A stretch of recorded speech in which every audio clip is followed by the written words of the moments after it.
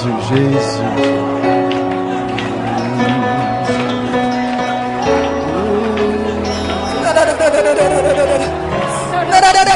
Jésus, nous t'élevons plus haut, nous t'élevons plus haut. Jésus, nous t'élevons plus haut.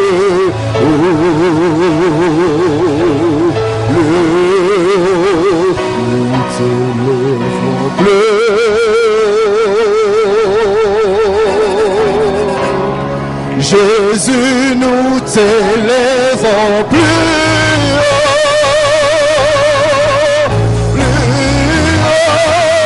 nous t'élevons plus. Jésus, Jésus, Jésus, nous t'élevons plus haut, nous t'élevons Seigneur. Jésus, Jésus, Jésus, Jésus, nous t'élevons plus haut,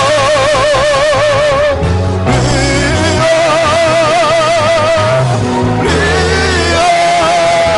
Jésus, nous t'élevons plus haut, plus haut, plus haut.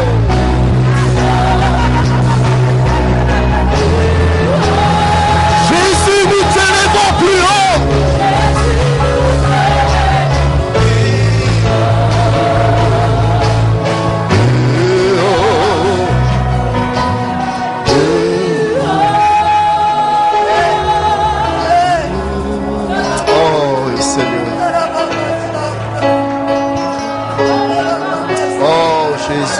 C'est toi que nous élevons, Seigneur. C'est toi que nous élevons. C'est ton nom que nous élevons, Seigneur. Oh, c'est toi que nous élevons, Seigneur.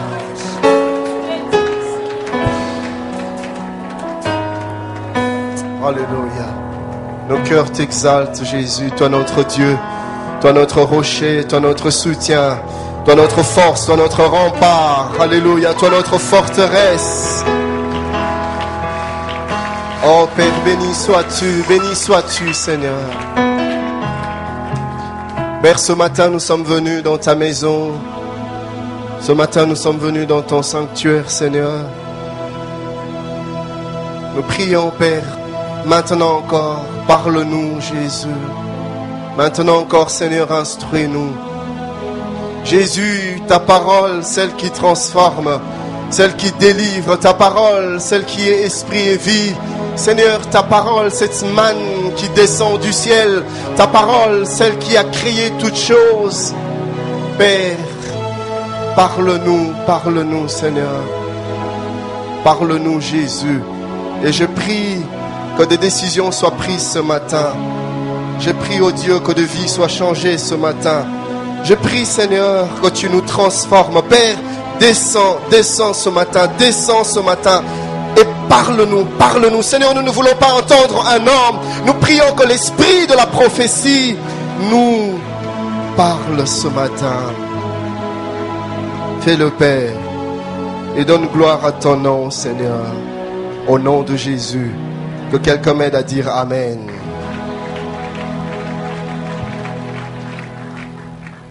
Bonjour, bien-aimés. Que le nom du Seigneur soit glorifié. Le thème que nous allons partager ce dimanche matin, comme cela est inscrit dans le feuillet, c'est le suivant. Akab et la vigne de Naboth.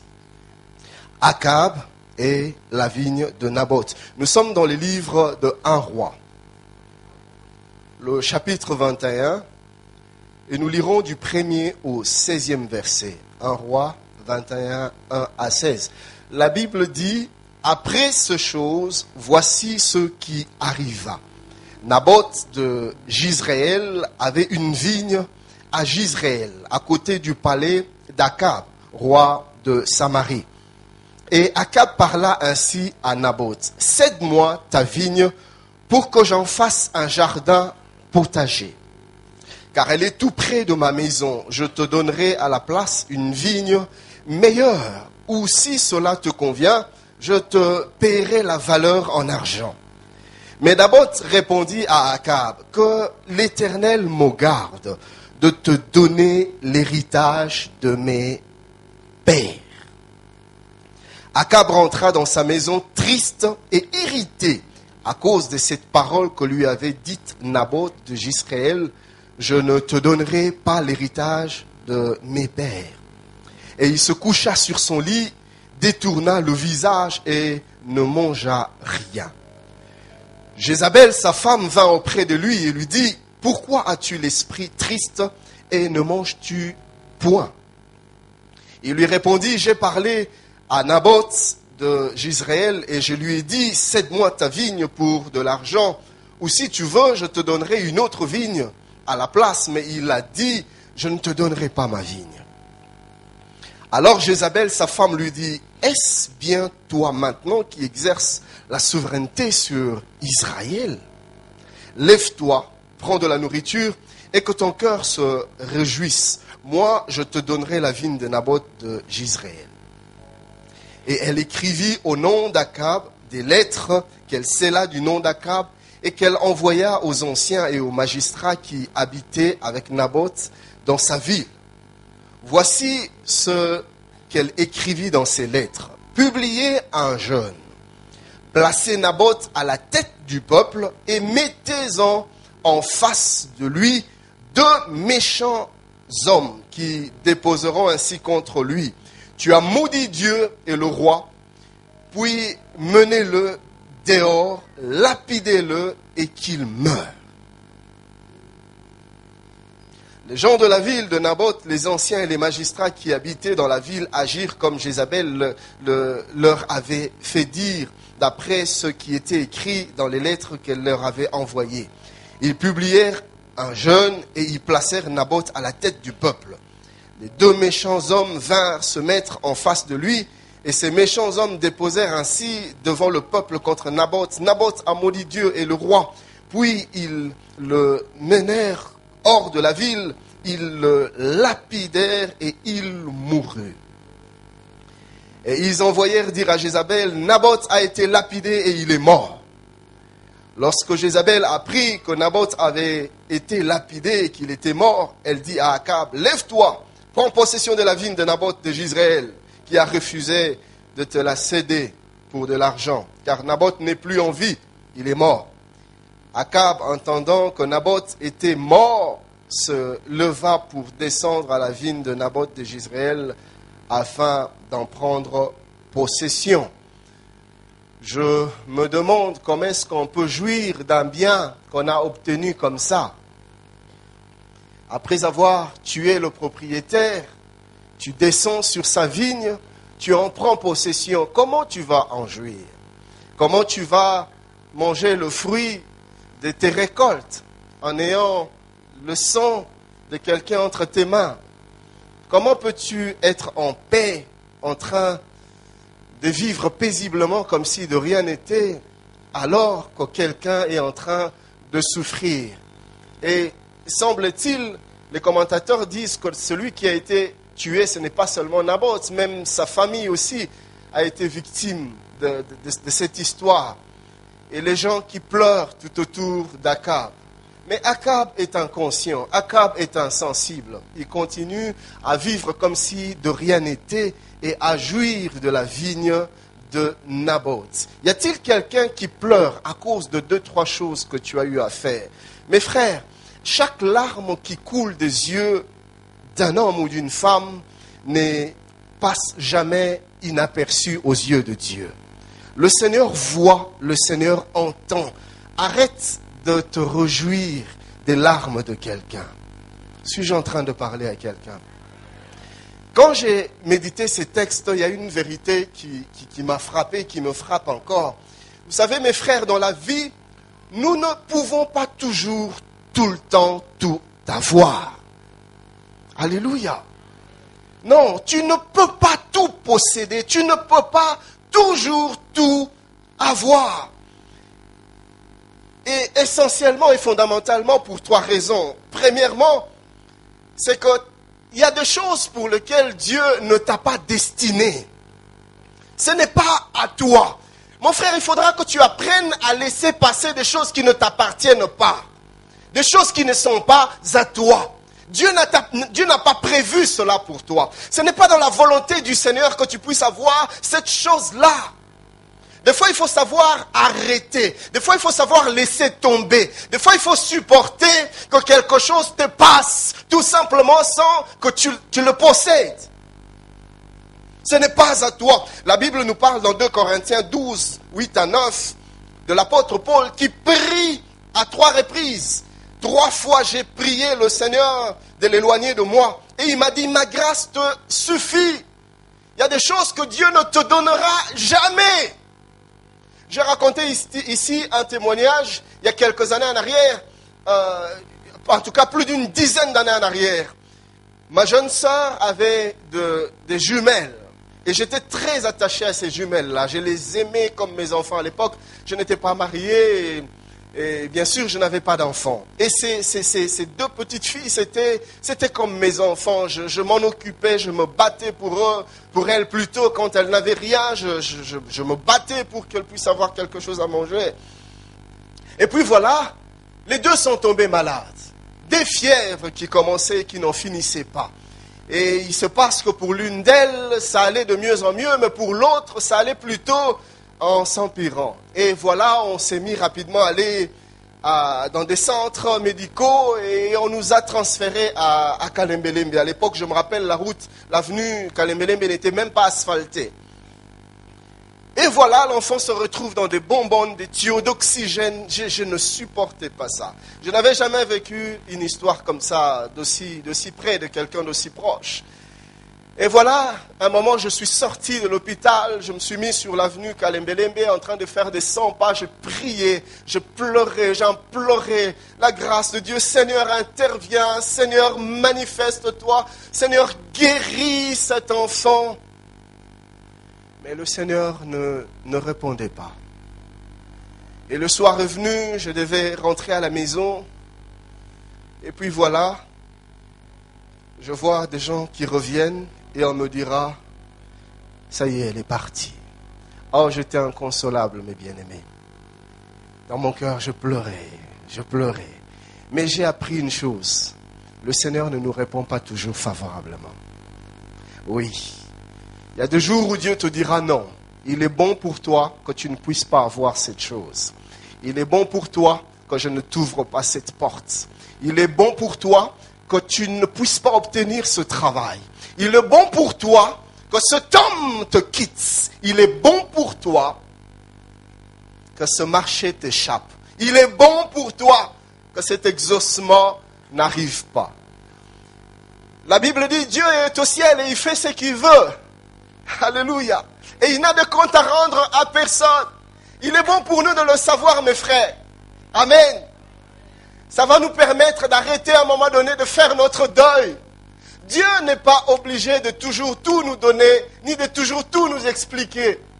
Il y a des choses pour lesquelles on n'aura jamais de réponse. On ne comprendra jamais. Seigneur, pourquoi tu fais ça? Dieu est silencieux. Il ne dit rien. Il ne réagit pas. Tu pries, tu dors, espérant voir un rêve, un songe, une vision. Rien du tout. On n'aura pas toujours tout dans la vie.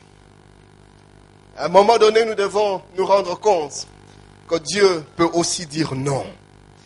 Tout simplement parce que ce n'est pas dans sa volonté pour nous. Suis-je en train de parler à quelqu'un?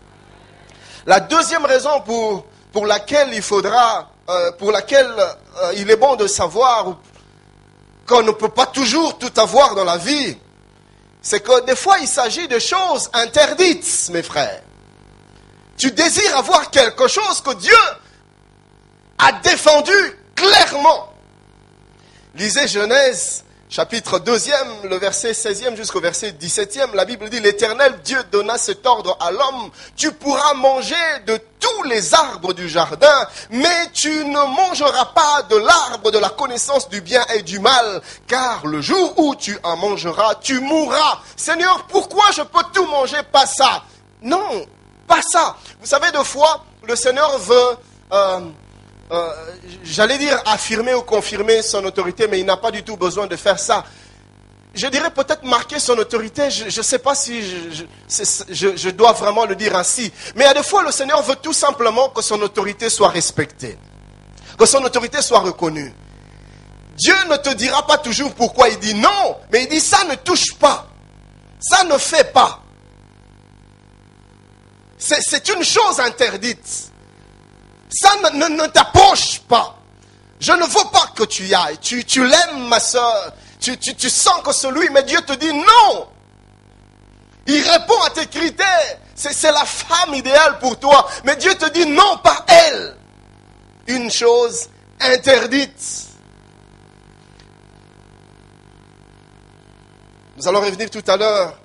Mais troisièmement aussi, troisième raison, de fois, mes frères, nous ne pouvons toujours pas tout avoir dans la vie. Pourquoi? Parce que la chose peut-être appartient déjà à quelqu'un d'autre, en exclusivité, un peu comme la vigne de Naboth. C'était à Naboth.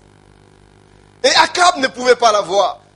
Lisez avec moi Genèse 27, 37 à 38. Isaac répondit et dit à Ésaü, « Voici, je l'ai établi ton maître, et je lui ai donné tous ses frères pour serviteurs. Je l'ai pourvu des blés et de vin. Que puis-je donc faire pour toi, mon fils ?» Ésaü dit à son père, « N'as-tu que cette seule bénédiction, mon père? Bénis-moi aussi, mon père. » Et Ésaü éleva la voix et pleura. « Je ne peux plus rien faire d'autre. J'ai déjà donné. Maintenant, ça lui appartient. Je ne sais plus récupérer cela, mon fils. Tu es venu en retard. Ça appartient déjà à quelqu'un. Je l'ai déjà donné à quelqu'un d'autre. Tu ne peux plus l'avoir. Il y a des choses qu'on ne possède qu'en exclusivité. Alléluia. Dans le texte de 1 Roi 21, 1 à 16 que nous avons lu, la Bible nous parle de 3 personnages. Akab, Jézabel et Naboth. Mais ce matin, nous insisterons un peu plus sur Akab. Qui était Akab? La Bible nous fait voir dans 1 Roi 16, 28 à 29, et puis le verset 31 que nous lirons tout à l'heure, que Akab était fils du roi Omri. Et quand Omri est mort, Akab a succédé au trône. Et il est resté au trône à Samarie sur Israël pendant 22 ans qu'il a régné. Mais la Bible nous montre une chose, c'est que dans le choix de son mariage, Akab avait fait un très mauvais choix. Il a épousé Jézabel, une femme qu'il ne devait pas épouser. Lisez avec moi 1 Roi 16, 28 à 29 et puis 31, comme je l'ai dit tout à l'heure. La Bible dit, Omri se coucha avec ses pères et il fut enterré à Samarie. Et Akab, son fils, régna à sa place. Akab, fils d'Omri, régna sur Israël la 38e année d'Asa, roi de Juda.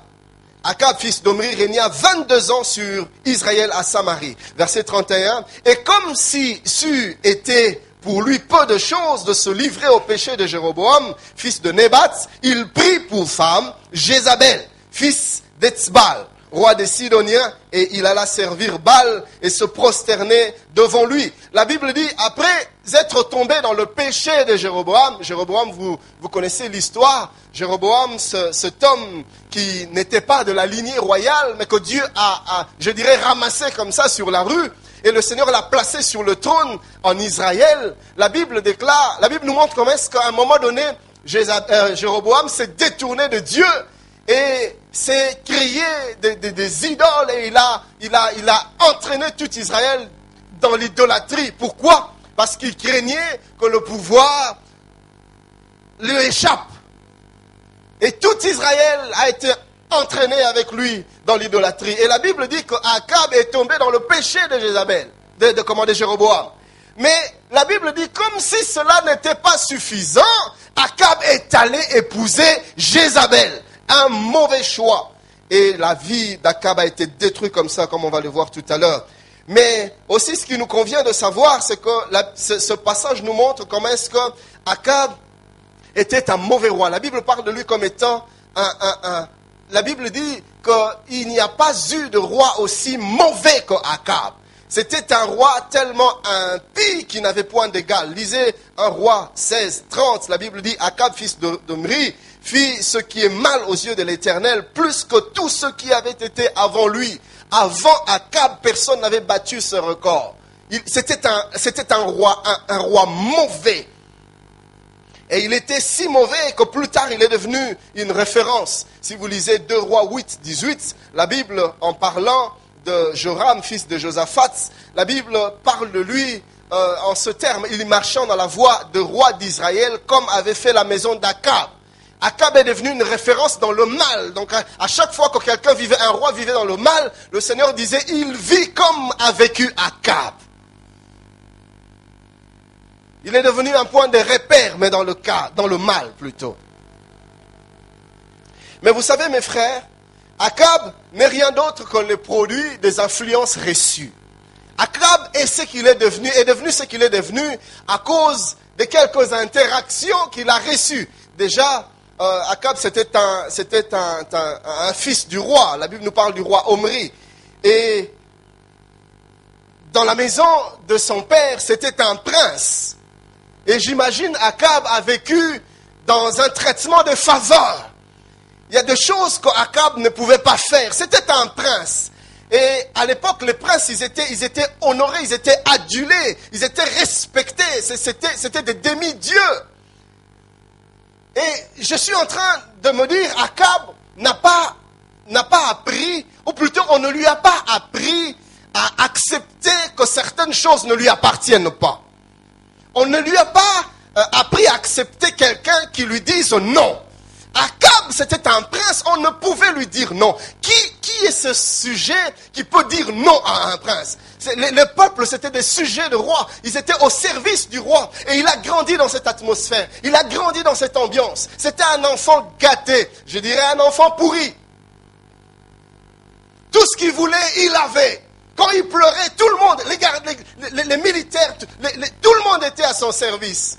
Et c'est un homme qui a grandi comme ça. Il ne sait pas accepter qu'on lui dise non. Et le jour où il demande la vigne de Naboth, Naboth le regarde en face. Il dit non, je ne peux pas te donner la vigne et l'héritage de mes pères. Et la Bible dit que Akab rentre chez lui et il est triste, il est abattu, il est découragé, il n'a plus d'appétit, il n'arrive plus à manger. Akab, influencé par l'éducation qu'il a reçue. Et vous savez, non seulement qu'il a grandi dans la maison de roi comme un prince, mais aussi Akab a été influencé par le modèle que lui présentait son père Omri. La Bible, en parlant de Omri, dit ceci dans 1 Roi 16, 25 à 26.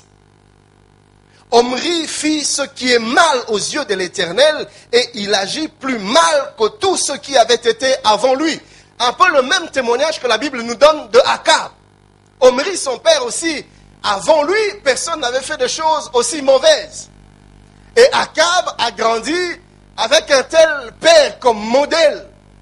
Et quand il est arrivé au pouvoir, il s'est mis à reproduire des choses qu'il voyait faire son père. Vous savez, j'aime dire, nos enfants font plus ce qu'ils nous voient faire que ce qu'ils nous entendent dire. Alléluia. Et une troisième influence que Akab avait subie, ça c'est après son mariage, c'est son épouse. Comme je disais, Akab avait fait un mauvais choix. Vous savez, mes frères, dans le mariage, quand tu fais un mauvais choix, c'est fini, c'est détruit. Ta vie est détruite, j'allais dire. C'est ta destinée qui est gâchée. Quand tu épouses une mauvaise femme, mon frère, tu es fini. Mais oui, écoutez, cette année, nous avons fêté nos 10 ans de mariage avec mon épouse. Et pendant ces 10 ans, il y a des choses que moi j'ai remarquées, qu'elle aussi elle a remarqué, c'est que quand ça ne va pas entre nous deux, mes frères, tout ce que nous faisons est dérangé. Même dans mon ministère, je ne sais plus rendre efficacement le ministère quand ça ne va pas avec mon épouse. Et elle, même son rendement dans le travail est affecté quand ça ne va pas avec moi. Et imagine que tu épouses un homme ou une femme qui te crée de problèmes matin, midi, soir. Mais tu vas déprimer, mon frère. C'est pour ça qu'il y a des gens déprimés. Quand tu le vois, tu sens que ça, c'est la dépression incarnée.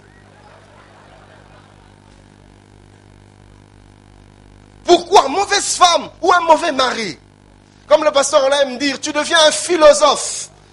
Je me rappelle, il y a quelques années en arrière, 15 ans peut-être, quand j'ai rencontré celle qui est mon épouse aujourd'hui. Un jour, je me promenais au centre-ville, j'ai rencontré un aîné. Alors j'étais dans la joie de lui dire que voilà, j'avais trouvé une bonne sœur et j'étais sur le point de me marier. Alors il me regarde, il dit, il faut faire attention avec ces histoires de choix, il faut aller doucement.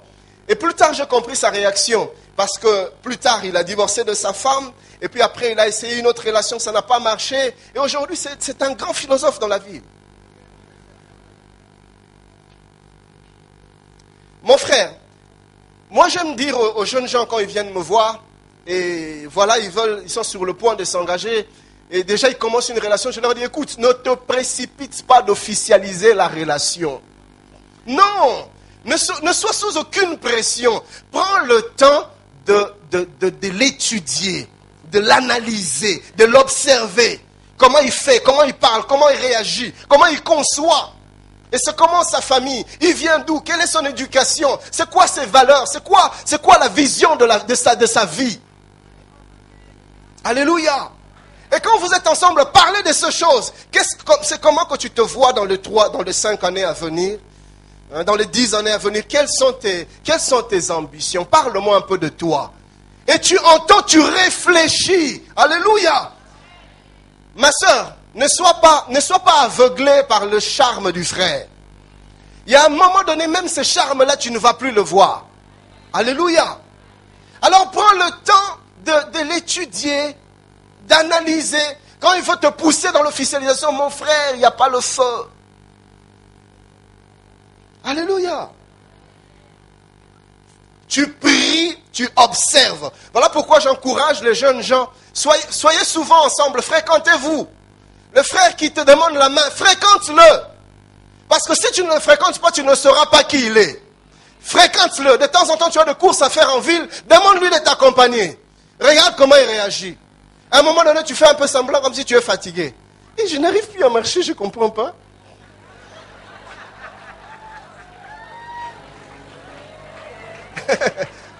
Et tu regardes un peu, est-ce qu'il peut prendre soin de moi? Est-ce que c'est un homme responsable? Est-ce que c'est le genre de personne dans un problème, il cherche des solutions?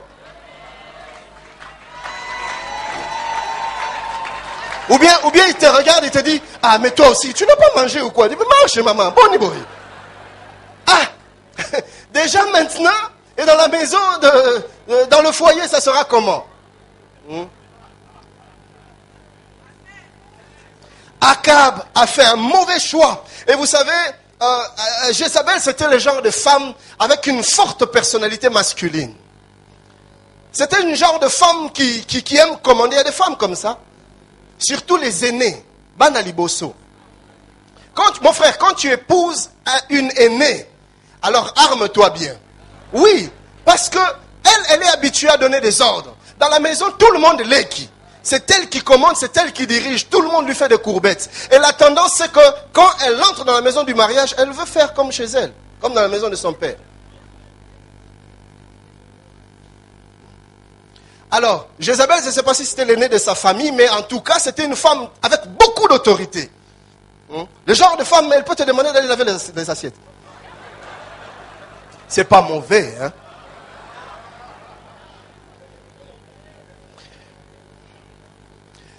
Il y a beaucoup de choses que j'ai remarquées, beaucoup de faiblesses et de failles que j'ai remarquées dans la vie d'Akab. Premièrement, Akab, c'était le genre de mari en perte, en crise d'autorité. Akab, c'était un homme faible, un homme irrésolu devant sa femme. Et Jézabel, c'est elle plutôt qui donnait des ordres, c'est elle qui initiait, c'est elle qui dirigeait. Rien qu'à voir comment est-ce qu'elle a géré l'histoire de Naboth. On dit non à Akab. Akab, cet enfant gâté, il entre dans la maison, il se met à pleurer. Nini, Naboth aboy. On lui donne à manger, mais qu'est-ce qui se passe, Naboth? Et puis, il ne faut répondre à personne. Les serviteurs qui veulent venir, ils les chassent de la chambre. Et puis à un moment donné, voilà, Jézabel arrive. Ah, mais Naboth Azawa, et Akab Azawa. Madame, depuis qu'il est entré dans la chambre, il est rentré, on ne sait d'où. Depuis qu'il est dans la chambre, il ne sort pas, il veut recevoir personne, il veut entendre personne, il a chassé tout le monde. Ah, Akab. Et voilà, Jézabel arrive dans la chambre. Akab ne le regarde pas. Il a le regard tourné contre le mur. Il pleure. Il est triste. Et Jézabel qui dit, je ne sais pas comment elle appelait, Chou. Ça va chérie, tu as mangé? Oh, tu as un problème? Mais qu'est-ce qui se passe, bébé? C'est Naboth. Hein? Naboth. Hey. Qu'est-ce que Naboth a fait? Je lui ai demandé de me donner sa vigne. Il a refusé. Je lui ai même proposé de l'argent. Il a refusé. Et c'est là que Jézabel commence à l'encourager. Il dit non, mais tu es quand même le roi. C'est qui a la souveraineté dans cette nation? C'est toi. Mais c'est pas grave. Calme-toi, je vais te régler cette... En fait, c'est l'inverse. En principe, c'est Akab qui devait résoudre le problème de Jézabel, mais c'est Jézabel qui commence à résoudre le problème d'Akab. Il dit non. Il y a des couples comme ça, où c'est la femme qui prend les devants. C'est la femme qui prend... Écoutez mes chers époux, je vais vous dire une chose ce matin. Si vous ne prenez pas vos responsabilités, vos épouses vont les prendre. Si vous êtes trop passive, trop inactive, trop nonchalant, vos épouses vont prendre le devant et elles vont diriger les maisons. Mais ça n'a jamais été dans la pensée de Dieu. C'est l'homme qui dirige le foyer. C'est l'homme qui dirige la maison. C'est l'homme qui prend des initiatives. Alléluia. Ne laisse pas la direction de ta maison à la femme. Ce n'est pas la pensée de Dieu. Est-ce que quelqu'un est en train de m'entendre? Alléluia. Quand tu as une femme trop zélée, trop motivée, trop caractérielle, des fois même quand elle te fait une bonne proposition, dis non. Pourquoi? Oui, écoutez, pourquoi? Parce que tu as besoin de mettre de l'équilibre. Ou sinon tu seras un mari, oui. On va à gauche, oui, on achète une parcelle, oui, on n'achète plus, oui. On achète une voiture, oui, et puis on la revend, oui, non mais on la revend pas, oui, et tu seras un oui-wiste. Je suis en train de parler à un mari ce matin, que le mari remette leurs pantalons. Il y a des couples où le mari c'est un fatigué dans son coin. Les enfants posent moi,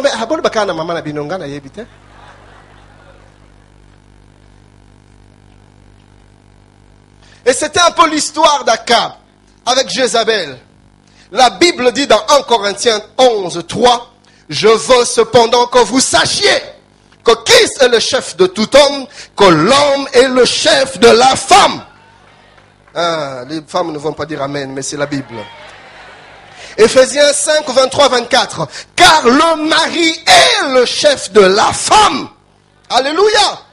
Mes sœurs, ce n'est pas l'inverse. Ton mari est ton chef. Et ce que Dieu attend de toi, c'est la soumission.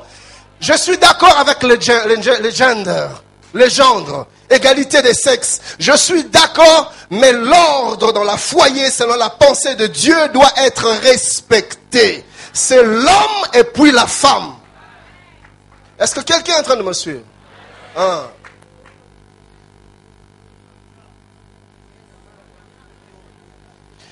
Et puis tu te plains que ton mari ne s'occupe pas de toi. Tu te plains que ton mari n'est pas épanoui. Tu te plains que ton mari n'est pas gai à la maison. Mais comment veux-tu qu'il soit épanoui aussi longtemps qu'il se sent constamment diminué?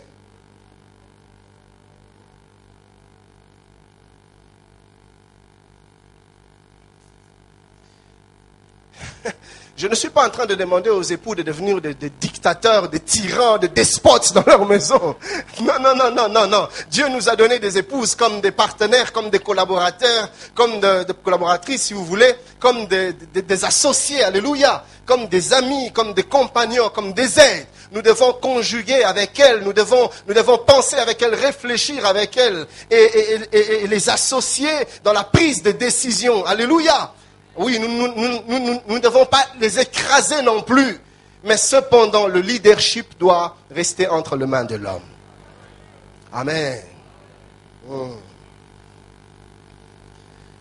Si vous regardez Akab, il réagit un peu à un moment donné comme David. Akab, c'était un roi.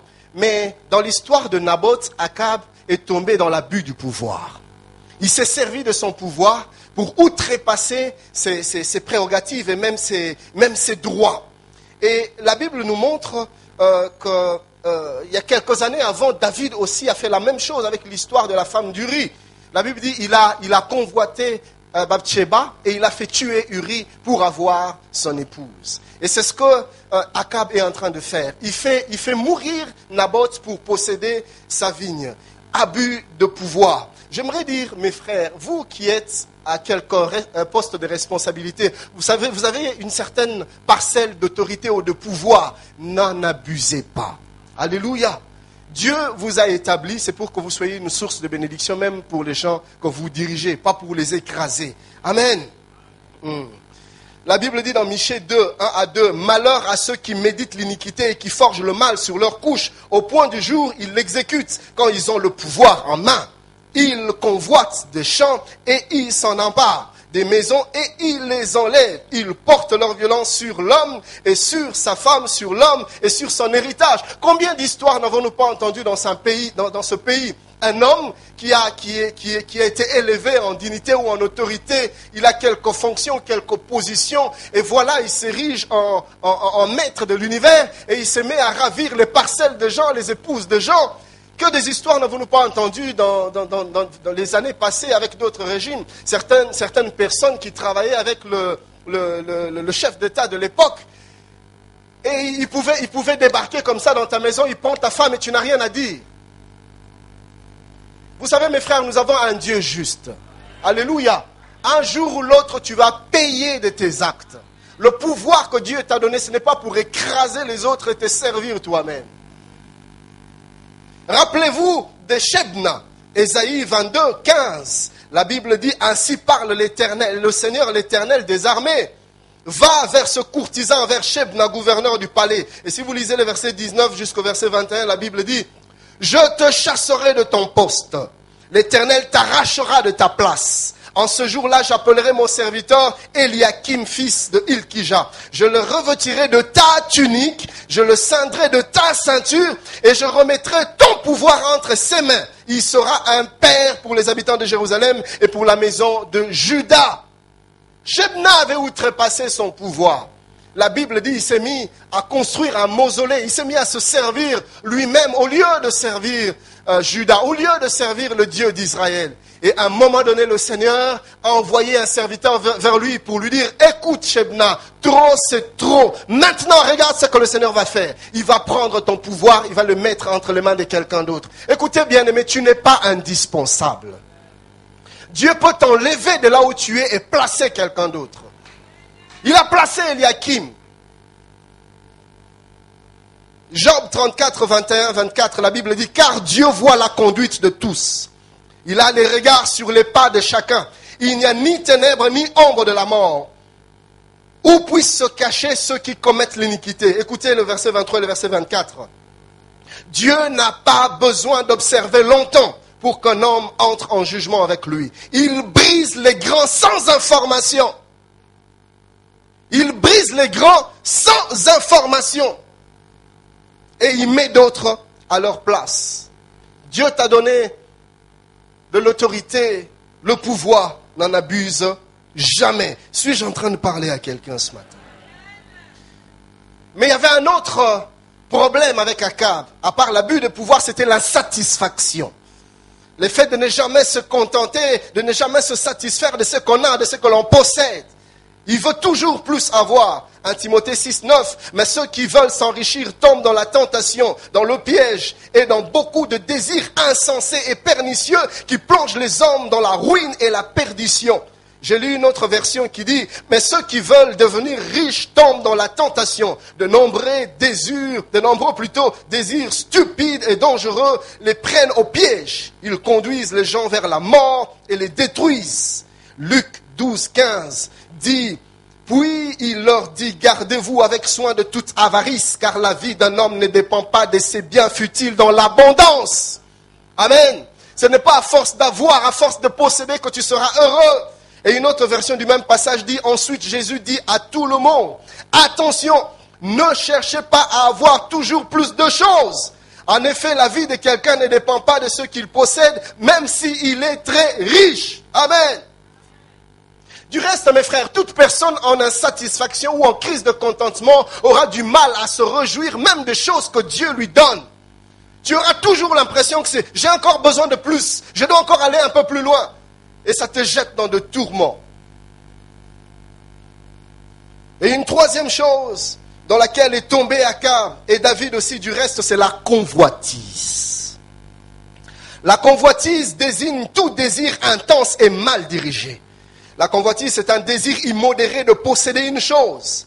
Désirer fortement quelque chose ou quelqu'un en vue de le posséder. Exode 20, 17, la Bible dit, tu ne convoiteras point la maison de ton prochain.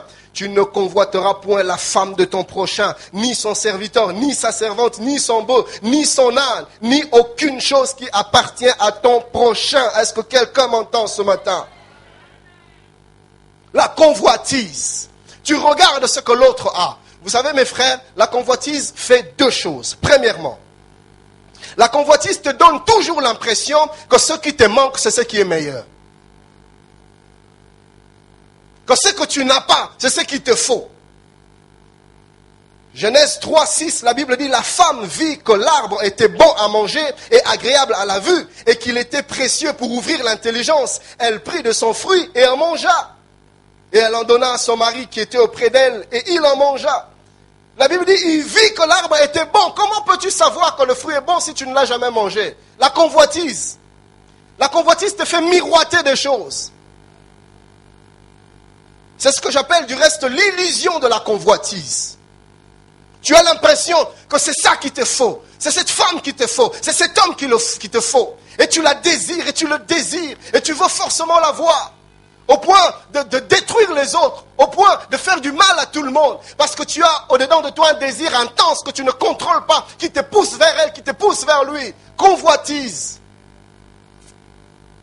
Mais une illusion qui se cache derrière. Si vous lisez 2 Samuel 13, 2, et vous pouvez même aller jusqu'au verset 17e, la Bible nous parle d'Amnon. Amnon qui a convoité sa sœur Tamar. Et il désirait tellement sa sœur, la Bible dit qu'il en était au point d'en mourir. Il mourait presque d'envie d'avoir sa sœur. La convoitise te tourmente, la convoitise te trouble au-dedans de toi. Aussi longtemps qu'il n'avait pas, ça n'allait pas. La Bible dit au verset 2, Amnon était tourmenté jusqu'à se rendre malade à cause de Tamar, sa sœur, car elle était vierge. Et la Bible nous montre comment est-ce qu'il a monté un scénario pour la voir. Il dit, allez dire à Tamar qu'il me prépare un gâteau. Mais je ne veux pas qu'il me serve normalement, il doit venir me servir dans la chambre. Et alors que Tamar, sa sœur, pauvre innocente, il s'est dit, c'est mon frère, il vient avec le gâteau qu'elle a préparé. Et son frère saute sur lui, couche avec moi, ma sœur. Tamar lui dit, non, on ne peut pas faire ça, on ne fait pas une telle chose en Israël. Couche avec moi. Vous savez, la convoitise te rend aveugle. La convoitise te fait oublier tous les principes moraux. La convoitise te fait oublier toutes les valeurs. Couche avec moi. Mais écoute, Amnon, tu peux parler à David. Il ne refusera pas que je sois ta femme. Non! Vous savez, mes frères, aussi longtemps qu'une chose est interdite, ça nous attire. L'interdit attire. La femme de l'autre attire toujours. Le mari de l'autre attire toujours. Mais quand on te le donne, mon frère, 2 jours. Comme les amis aiment dire, forlapping, overlap. À part ma femme, bien sûr. L'interdit attire toujours, tu veux avoir. Et aussi longtemps qu'on te dit non. Vous savez, le diable, il est bizarre. Aussi longtemps qu'on te dit non, tu as l'impression que l'envie augmente. Et le jour où tu as la chose, j'aime répéter à ma femme que le Seigneur me garde. Vous savez, il y a de ces choses qui sont d'une telle vanité. Je voudrais parler aux grandes personnes. La jouissance sexuelle, c'est d'une telle vanité. Juste après, tu te dis, et puis, quoi? Mais quand ça te prend, tu as l'impression que c'est la mort. Il faut que j'aille. Et là, tu es prêt à faire du mal. Il y en a d'autres qui en arrivent jusqu'à violenter, convoitise. Et c'était le cas d'Amnon. Mon frère, ce qui te brûle là, c'est un piège. Parce que la Bible dit, juste après, Amnon a éprouvé de l'amertume. Un goût amer. C'est ce qui arrive juste après. Mais pendant ce temps-là, le diable t'aveugle. Tu oublies tout. Tu oublies tous les principes. Tu oublies toutes les promesses de Dieu. Tu oublies qui tu es. Tu oublies ton identité. Tu oublies que tu peux même salir les témoignages de l'église. Tu oublies que tu es un pasteur. Tu oublies. J'aimerais dire à quelqu'un ce matin, reste lucide. Et c'est après que les yeux s'ouvrent. Et la Bible dit, il y a eu de l'amertume dans le cœur d'Amnon. Et une telle amertume qui ne pouvait même plus supporter sa sœur Tamar. Comment il peut passer d'un désir si fort à une haine si violente? Tamar veut lui parler. Disparais de ma face. Je ne veux plus te voir. Et il appelle même des gens. Qu'on m'enlève cette femme de mes yeux. Mais quelque temps après, c'était comme un chien qui courait derrière Tamar. Ma soeur, cet homme qui court derrière toi, ce jeune homme qui court derrière toi, juste après qu'il ait ce qu'il veut, tu verras comment il va te rejeter. Il ne te regardera plus de la même manière. La convoitise cache une illusion. Premièrement, je disais, la convoitise te donne l'impression que ce qui te manque, c'est ce qui est meilleur. Deuxièmement, la convoitise tourne toujours tes regards vers ce que l'autre possède. Je parlais tout à l'heure de la femme de l'autre, de la voiture de l'autre, de la maison de l'autre, des enfants de l'autre. Quand tu le regardes, tu dis Ngoyao. Comme les Quinois disent, hey, netina film. Donc c'est tellement beau qu'on a l'impression que c'est... Mais c'est parce que c'est chez l'autre. J'aimerais parler à quelqu'un ce matin. Ne te laisse pas aller à la convoitise. C'est un piège. Mais une autre chose, une quatrième chose dans laquelle Akab est tombé, et David aussi du reste, c'est un esprit de jalousie. La jalousie se caractérise par de l'envie ou de la haine lorsqu'on voit quelqu'un d'autre jouir d'un avantage ou d'un privilège qu'on ne possède pas ou que l'on aimerait posséder en exclusivité. Aussi longtemps que la vigne était à Naboth, Akab n'était pas à l'aise. Il veut avoir cela.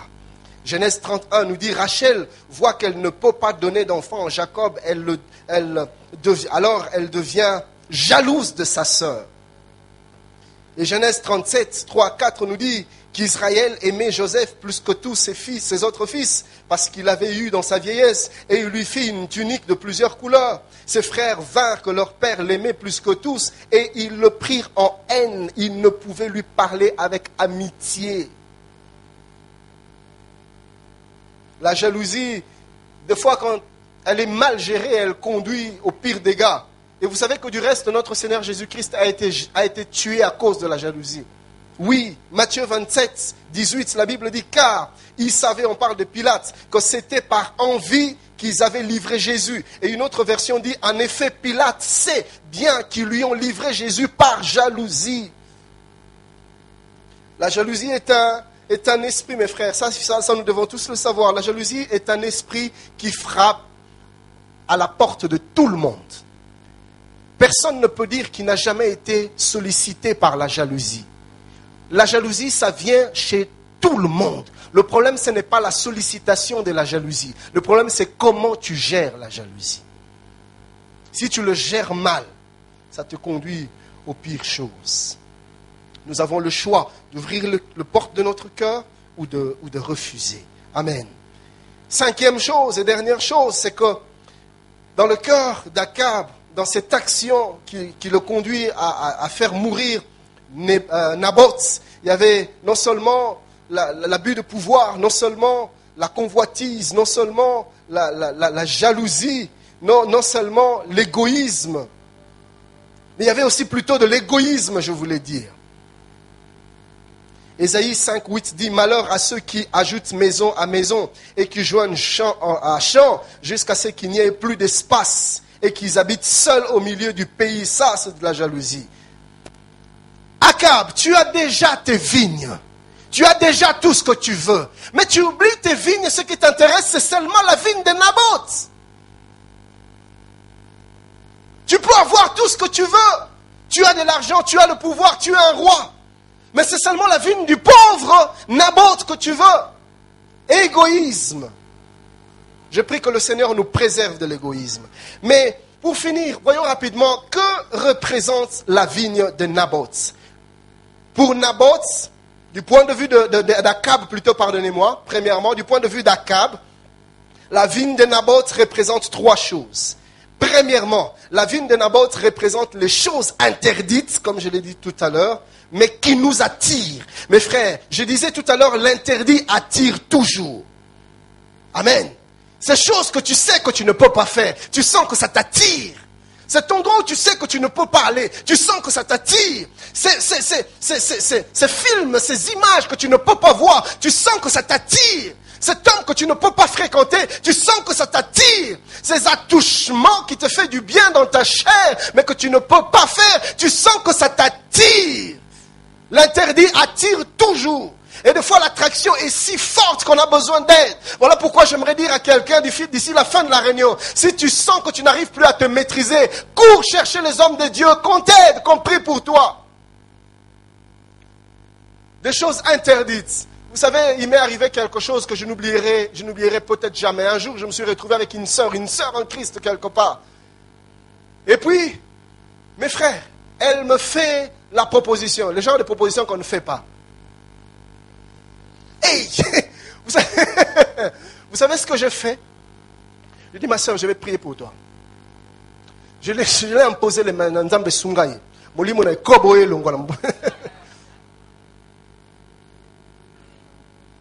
L'interdit attire, mais tu n'es pas obligé de céder. Alléluia. Tu sens que cet homme, un homme marié, mais il t'attire. Sa façon de parler, sa façon de te traiter, ça t'attire, c'est l'interdit. Cette jeune fille, elle t'attire quand tu la regardes, tu regardes ses formes, ça t'attire, interdit. Ah, je disais tout à l'heure au départ, il y a des choses qu'il faut juste voir et ne pas vouloir forcément les posséder. Alléluia. À la limite, si c'est bien, si c'est beau, si c'est joli, tu apprécies de loin. Je me rappelle de ce que le pasteur Verneau disait. Il dit, les belles femmes, c'est un peu comme un jardin de belles fleurs. Il dit, un jour, j'ai décidé d'en cueillir une, je la garde jusqu'aujourd'hui et je reste fidèle à cette fleur que j'ai cueillie un jour. Amen. À la limite, je peux apprécier, mais je m'arrête là. Ma fleur que j'ai décidé un jour d'avoir, c'est celle-là que je garde. Amen. Quand vraiment tu sens que ça ne tient plus, dis à ton cœur, Sokolingi Bima, par moi, je ne bougerai pas d'ici. Mais ne cède pas à cette attraction. Ce matin, il y a plusieurs qui sont attirés dans plusieurs choses. Mais tu sais dans ton cœur que tu ne peux pas. Tu sais dans ton cœur que tu ne dois pas. Parce que Dieu n'est pas dedans. Parce que ça va te détruire. Mais ça t'attire quand même. Tu le sais. Mais ça t'attire. Et tu sens que tu perds de force. Ne cède pas. C'est un piège.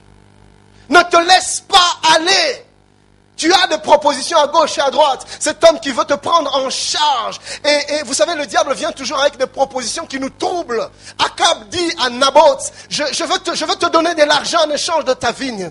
Naboth dit, non, je ne peux céder ma vigne. Et Akab lui dit, ok, je suis capable de te donner même une vigne meilleure que celle-ci. Akab, si ta vigne est meilleure, pourquoi tu ne la gardes pas? Pourquoi tu désires tellement la mienne? Le diable.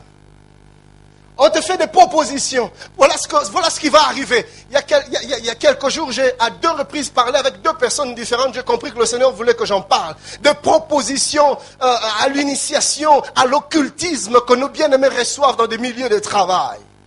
Tu vas avoir quelques promotions. Tu regardes ses amis avec ses collègues avec qui tu as commencé. Tu vois comment est-ce qu'ils sont en train de monter l'échelle, promotion après promotion. Il ne se passe pas une année sans pour autant qu'une promotion tombe sur eux. Mais toi, depuis que tu es là, statu quo, tu ne bouges pas. Personne ne pense à toi. Même des missions, tu ne vas pas. Des primes, tu ne reçois pas. Des encouragements, tu ne reçois pas. Mais l'autre, tu sais pertinemment que tu es plus performant que lui. Mais tu regardes comment est-ce qu'il est en train de monter. Et quand tu essaies de l'approcher ou quand il t'approche, il te fait la proposition. Écoute, rejoins-nous et ta vie ne sera plus pareille. Un frère est venu m'en parler, il me dit, voilà la proposition que j'ai reçue. On me dit que je travaille bien, j'ai des atouts, j'ai des potentiels. Mais je ne peux pas aller loin, aussi longtemps que je ne les rejoins pas. Alors il dit, rejoins-nous. Où ça? Dans leur loge, dans leur mouvement occulte. Et tu verras comment ta vie va changer. Akab, je te donnerai une vigne meilleure. Je te donnerai de l'argent. Je te donnerai une position. Je vais changer ton état. Je vais changer ta situation. Accepte seulement. Signe seulement.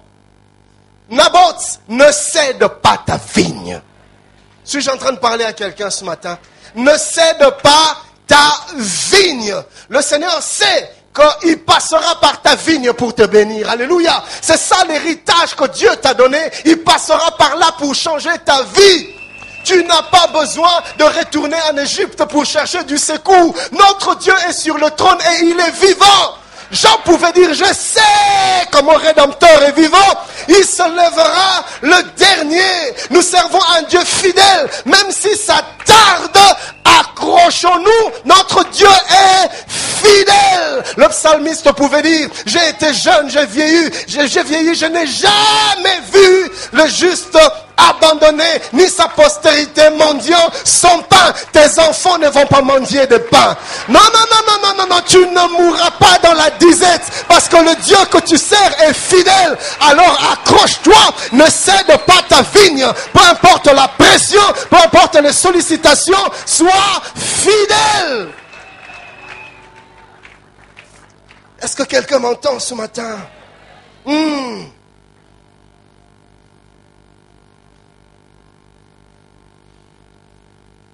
Et deuxièmement, du point de vue d'Akab, la vigne de Naboth représente ces choses qui nous rendent malades parce que nous ne les possédons pas. Tu sens que ça ne va pas. Mes frères, ne cède pas. Troisièmement, la vigne de Naboth représente des choses qui vous font entrer en inimitié contre Dieu. 1 Jean 2, 15, 17, n'aimez point le monde ni les choses qui sont dans le monde. Si quelqu'un aime le monde, l'amour du Père n'est point en lui. Car tout ce qui est dans le monde, la convoitise de la chair, la convoitise des yeux et l'orgueil de la vue ne vient point du Père, mais vient du monde. Et le monde passe et sa convoitise aussi. Mais c'est lui qui fait la volonté de Dieu demeure éternellement. Ces choses que le diable te fait miroiter vont passer. Alléluia. La Bible dit, un jour, le diable a pris le Seigneur Jésus-Christ. Il l'a fait monter sur une montagne très élevée et il s'est mis à lui montrer des royaumes de la terre. Regarde ce royaume. Je peux te donner ce royaume. Je peux te donner la gloire. Je peux te donner les succès. Je peux te donner ce dont tu as besoin. Prosterne-toi seulement devant moi. Nebuchadnezzar fait la même proposition à Shadrach, Meshach et Abednego. Prosternez-vous devant moi et vous aurez ce dont vous avez besoin, ou sinon je vous jette dans la fournaise ardente. Vous savez mes frères, ça passe encore quand la proposition n'est pas accompagnée des menaces. Mais il arrive des fois, on te fait une proposition, mais on te conditionne, si tu refuses, c'est la fournaise. Ou soit tu acceptes, tu restes dans cette entreprise et tu montes, ou soit tu refuses et on te vire. C'est à toi de faire le choix. Mais j'aime Shadrach, Meshach et Abednego. Ils regardent les rois et disent, nous n'avons pas besoin de parler, de discuter là-dessus. Il y a des choses, moi j'aime dire, il y a des choses sur lesquelles on ne transige pas. Ma communion avec le Seigneur, je ne la discute pas. Je ne la transige pas. Je ne la négocie pas. Ne négocie pas ta relation avec Dieu. Alléluia. Mais par rapport à Naboth, et c'est là qu'on va finir, la vigne représente son attachement à Dieu et à sa parole. Vous savez pourquoi? Parce que si vous lisez Nombre, Le chapitre 27, vous lisez du 1er au 11e verset, la Bible nous parle de l'histoire de 5 filles, des filles de Tsélophad, de la tribu de Manassé. Un jour, ces filles vinrent trouver Moïse à la suite de la mort de leur père. Pourquoi? Parce qu'elles n'avaient pas de frères. Et à l'époque, l'héritage passait de père en fils. Elles, comme elles étaient des filles et qui n'avaient pas de frères, déjà ils ne savaient pas comment est-ce qu'ils allaient hériter. Et il y avait des discussions. Finalement, on est allé voir Moïse. Regardez le cas de ces filles. Le père est mort. Elles doivent hériter, mais ils n'ont pas de frères. Qu'est-ce qu'on doit faire? Et c'est là que Moïse dira dans Nombre 36, 6 à 9. Voici ce que l'Éternel ordonne au sujet des filles de Tsélophad. Elles peuvent épouser qui elles voudront, à condition que ce soit un membre d'une famille de la tribu de leur ancêtre. Pourquoi? Parce que en Israël, l'héritage, l'héritage, la terre, ne pouvait pas passer d'une tribu à une autre. Mais il y avait un problème. Si on donnait l'héritage, on donnait les terres à ces filles, le problème c'est quoi? C'est que si jamais ils épousent un homme, puisque en Israël c'est le système patriarcal, l'héritage va passer entre les mains de la tribu du mari. Ce qui fait qu'à la longue, les filles de cet homme, comment il s'appelle, de Tsélophad, ils allaient perdre leur héritage. Alors Moïse dit, voilà ce qu'on va faire. Donner l'héritage à ces filles, mais qu'elles épousent des hommes, mais dans la tribu de leurs ancêtres.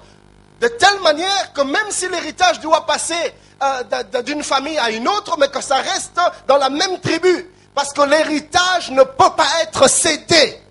Et c'était comme ça. Et le verset 8e, la Bible dit, verset 9e, la Bible dit, aucun patrimoine ne pourra être transféré d'une tribu à une autre. Chaque tribu des Israélites restera attachée à son patrimoine foncier. Alléluia. Ce qui fait que le jour où Akab vient faire la proposition à Naboth, Naboth se souvenait de cette parole, que la propriété, le patrimoine ne peut pas quitter ma famille. Et il dit à Akab, je ne peux pas me déposséder. Parce que Naboth sait que Dieu a été clair. Le patrimoine ne peut pas passer d'une tribu à une autre. Et je veux rester fidèle à Dieu. Je veux rester fidèle à sa parole. Je garde ma vigne et je ne la cède pas.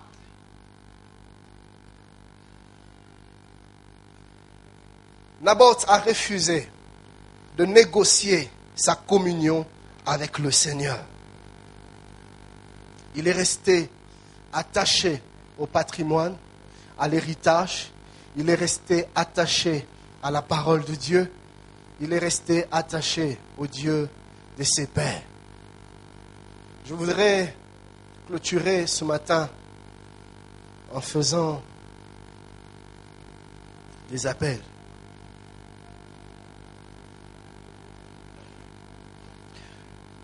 Tu es sous la pression des sollicitations et tu sens que tu perds de force.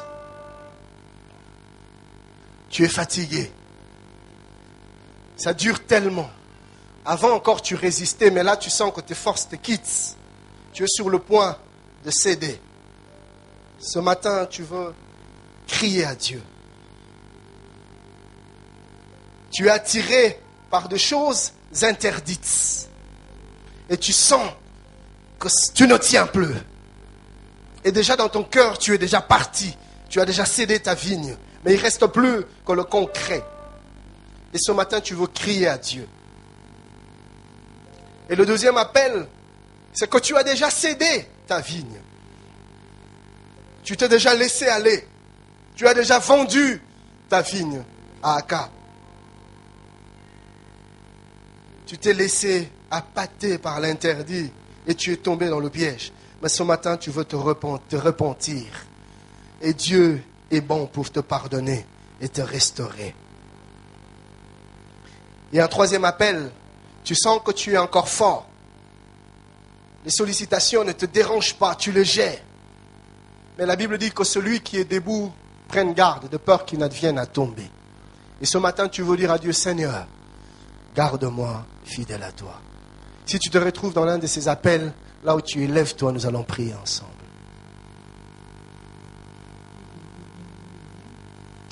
Ma benabo kosala yango nde nazali kosala bolamu nalingi kosala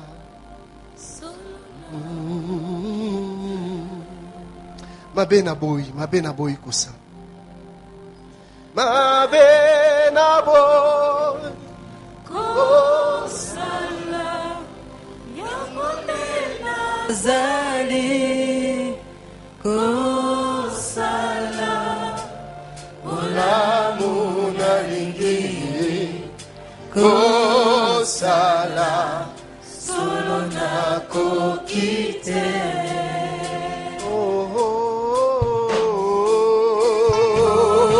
Yesu yo nzambe yalobi konanga yalobi konanga